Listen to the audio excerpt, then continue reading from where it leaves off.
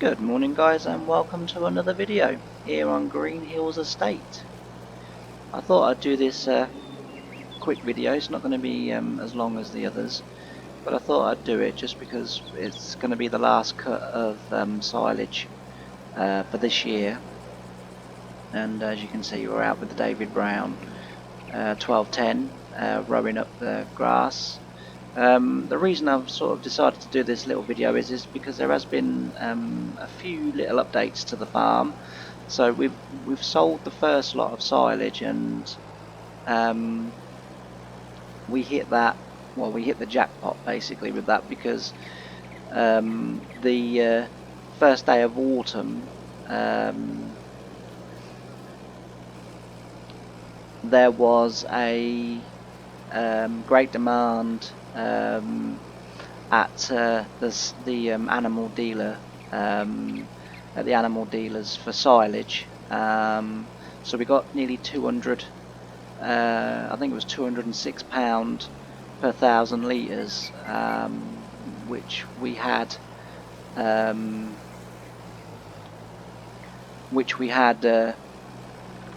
lot of. We had a lot of bales, as you know, from that first field. So we've been able to upgrade the farm. Well, not really the farm so much, but the machinery and the equipment. We've managed to upgrade that. So we still have the David Brown, still have the Coon rake, as you can see. The Massey Ferguson has now gone. So too was the Richard Weston trailer. For two reasons for that. One is that it seemed to have a little bit of a collision or something in it, because every time I tried to lower the bales onto the trailer, the bales went into the stratosphere and I never saw them again, and the trailer kept flipping my tractor over, so I had to change that. So we've now got the Brawn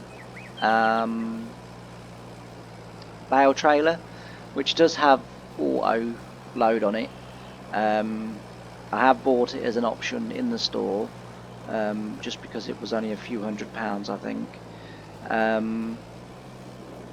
What I intend to do with that is, rather than just drive up to the bale and just it magically jumps from the floor to the bale, I'll compromise with everybody, because I've tried stacking the bales by myself and it's just not good.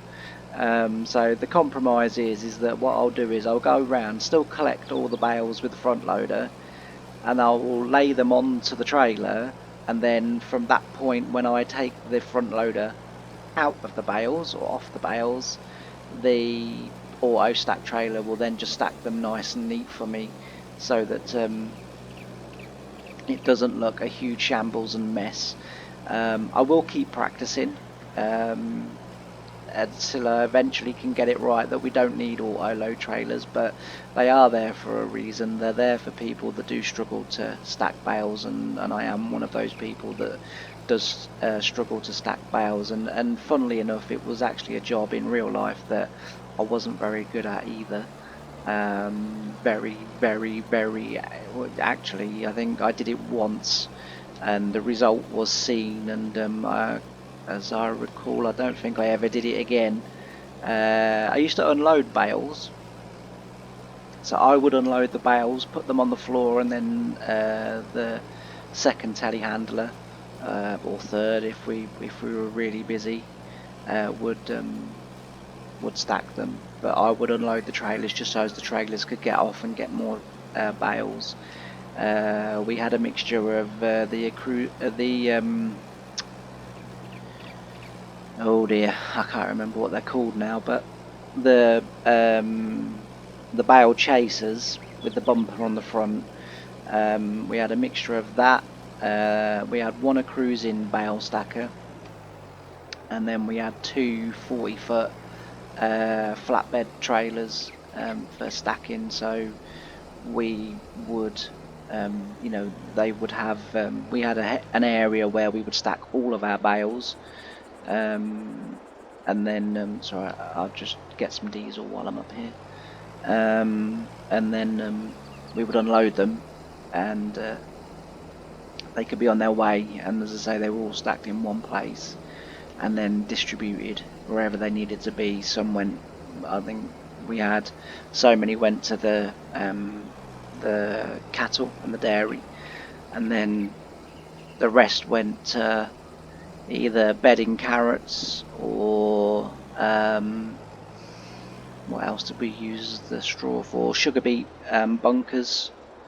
So yeah, we would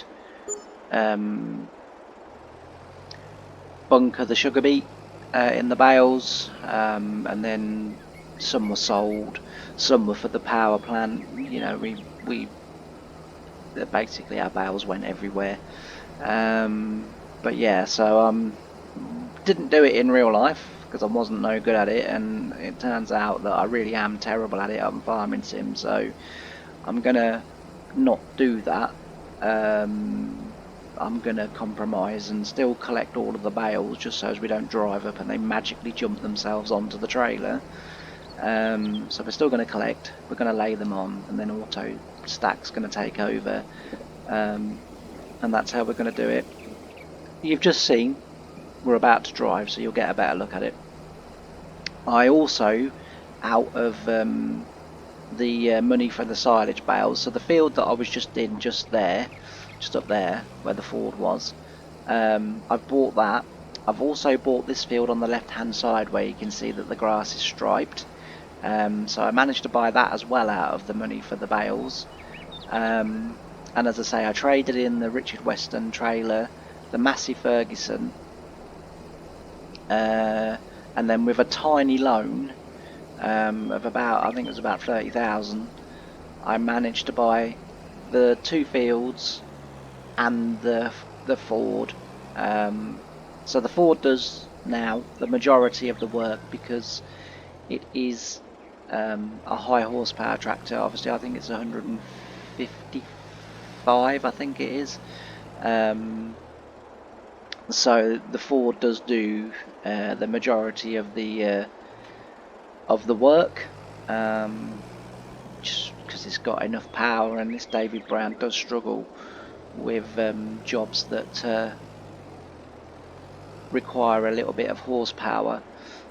Might actually put that in there, I think, just so I don't lose it, because I'm going to need it. I'm going to have to go in cab for this. I do genuinely usually play in cab, but a friend of mine watched one of my videos and basically said, why don't you do some out of cab filming as well, because in cab it's a bit difficult for people to see what's going on. I don't know if that's the case or not, let me know in the comments, of course. But so we'll do out of cab until someone tells me different, and then if someone tells me different, we'll go back in cab again. We need to level that. There we go.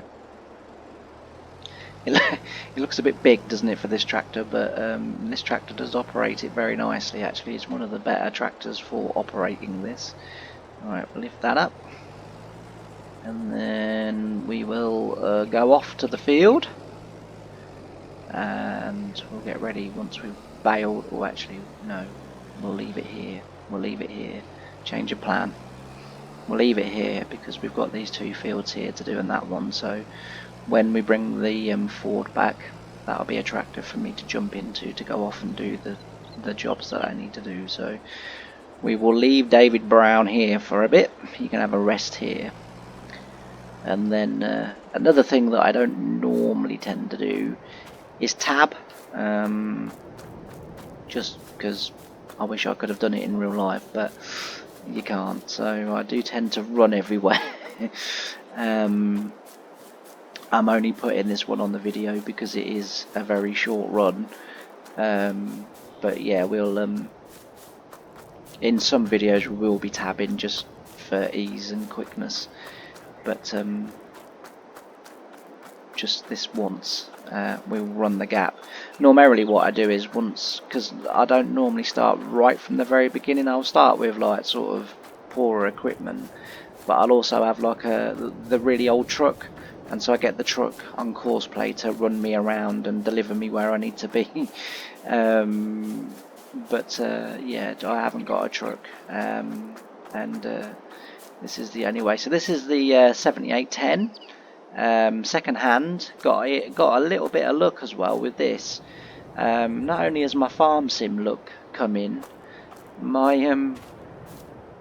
real life look has come in too, and my YouTube look has started to improve as well, because the last Greenhills video that I did, or the last two, sorry, that I did, have done very, very well. So yeah, this is the Ford, and this actually came up on sale in the shop. So on the reduced second hand, oh, there's a second hand vehicle that would get me around for £5,000, and I have 12,000. Yeah, I might actually buy that. I'll have a little think about it, because it's not necessarily an important thing. So yeah, we bought the Ford. It was, I can't remember how much it was. Should have been 141,000. It should have been 41,000. I think I bought it for 25.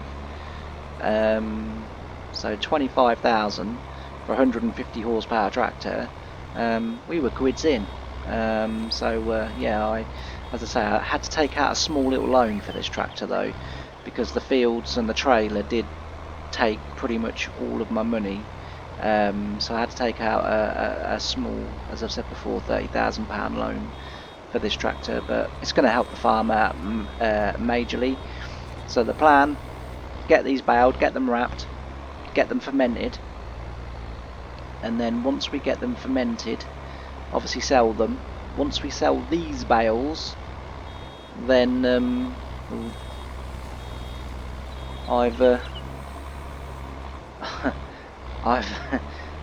cut the corner there and missed some. We'll get that on the way round the other way, because every little helps at this stage of the save game. So we'll go back round and get them. But yeah, what I'm looking for is loads of grass, loads of bales. We'll sell them, and then out of these bales that we get here, the plan is we need a plough, we need a cultivator, and we need a seeder. And if we have even more than enough money, we also need a sprayer or a fertiliser, but I think we're going to go for a sprayer. And the only reason a sprayer over a fertiliser, with a sprayer I can spray both fertiliser and herbicide, whereas with the fertiliser I can't put dry herbicide on, so it doesn't make sense for me to have two things when I can have one thing that will do both jobs. And I think for the farm that's the most sort of economical, efficient way of doing it for now. So that's what I'll do, I think. I haven't had a look at the sprayer, so I don't know what sprayer we'll be going for. But when we come to buy the seeder, we will be looking at the sprayers, because obviously it's going to be pretty important to lift the thing up, because we're going out of the field. We don't want stones going into the chamber. So when we come to get the sprayer, we as I've said, we want to look at the seeder and the sprayer, and make sure that the seeder can drill the tram lines for that sprayer. I'm hoping that I might be able to get a 4-metre drill. I've got my eye on a Verdestat, little 4-metre seed drill, but I don't know. I've also got me little bit of an eye on an Amazon 4-metre seed drill as well, but the horsepower requirements are a little bit much for this tractor, so I don't think that one will happen, but you never know, might win the lottery. We can afford a bigger tractor then. But it'd be great, wouldn't it, if Farming Sim introduced a feature where, you know, for a small, say £1,000 fee or whatever each sort of month on the game. So the first of every season date, on day one of each season, that's a better way of putting it, you could enter a lottery, and just every now and again you would come up trumps, and you'd win like £1 million, or or you'd end up winning the jackpot, or you could spend more money and enter the big prize, but for £1,000 you get like £100,000 lottery win, and so forth. That'd be quite cool. It could be modded, I guess, not by me obviously, because I can't mod, but I guess someone out there could probably mod that. I think that would be quite a cool little feature to have, actually. Would I use it? Yeah, probably. Especially for the save, like for the Let's Plays, because it would, move the save on sort of thing. Because I do realise that this is yet another video of me baling grass. But I'd sort of wanted to do, as I said, this little video because I just wanted to give you the update, because we are now on the last month of autumn. We're on the 1st of November, so we've cut the grass for the final time, and we're obviously gonna wrap and silage this field, or these fields, and then when hopefully we get the money from the bales, we will be able to get the few little bits of kit that we need, and if I'm really lucky, then we we might be able to get them all on sale as well, which will make them even cheaper. So I've had a little look around at the equipment. I sort of know roughly what we're going to be able to get and what we're going to be able to operate with this tractor. So I have had a little look around. We're looking at the Pottinger 3 for a plough, possibly the I forget the brand of the plough, but the 5 furrow, the old 5 furrow, all reversible. I don't play with what flat bottom ploughs, as they're called. I don't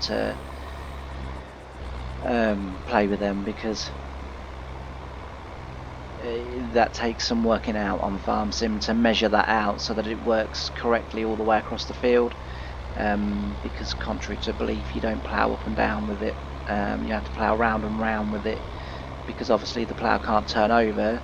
And the amount of people that I see putting furrows inside the field and then ploughing outside the field, and I think, yeah, you're going to leave ruts all the way across your field here. That's perhaps not going to be good. But because Farming Simulator doesn't, if you like, simulate those ruts, you get away with it. But rest assured, we will be ploughing the correct way when we come to do our ploughing.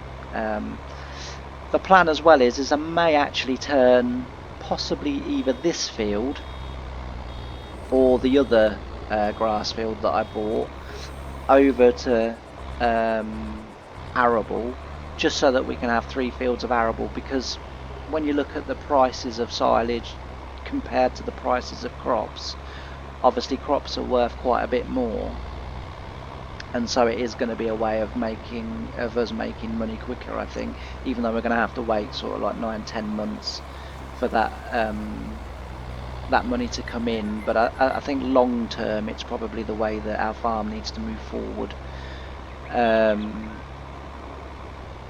But yeah, so we'll see how that goes. But we mustn't also forget that we need a combine as well. Again, I've seen it's between 2 combines. The really old Class Dominator that came out a little while ago, or the John Deere that I used in one of my previous videos, because I actually did quite like that John Deere. It was a very good mod and very nice to use, and it had a really good turning circle as well, which on tight fields and tight yards is really important. So it could well be that one, but we'll see. A few days ago in game term, two combines came up on the used market.